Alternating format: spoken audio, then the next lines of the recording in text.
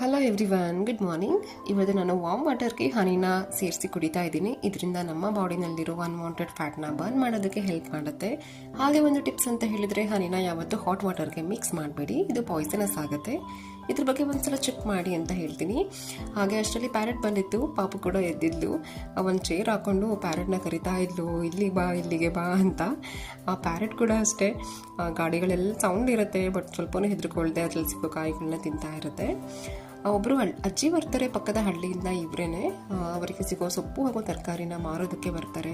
ಇಷ್ಟು ಚಳಿ ಇರುತ್ತೆ, ಎಷ್ಟು ಏಜ್ ಆಗಿದೆ, ಕೋಲ್ ಇಟ್ಕೊಂಡು ನಡ್ಕೊಂಡು ಇವಾಗಲೂ ಕೂಡ ಕೆಲಸ ಮಾಡ್ತಿದ್ದಾರೆ. ಇವ್ರನ್ನ ನೋಡುವಾಗಲೇ ನನಗೊಂದು ಥಾಟ್ ಹೋಗುತ್ತೆ, ನಾವು ನಮ್ಮ ಲೈಫಲ್ಲಿರೋ ಪ್ರಾಬ್ಲಮ್ಸ್ನ ಎಷ್ಟು ದೊಡ್ಡದು, ಎಷ್ಟು ಕಷ್ಟ ಅಂತ ಅಂದ್ಕೊಂಡ್ಬಿಡ್ತೀವಿ. ಬಟ್ ಇವ್ರನ್ನೆಲ್ಲ ನೋಡಿದ್ರೆ ನಿಜವಾಗ್ಲೂ ಇನ್ಸ್ಪೈರ್ ಆಗುತ್ತೆ, ಕಾನ್ಫಿಡೆನ್ಸ್ ಬರುತ್ತೆ.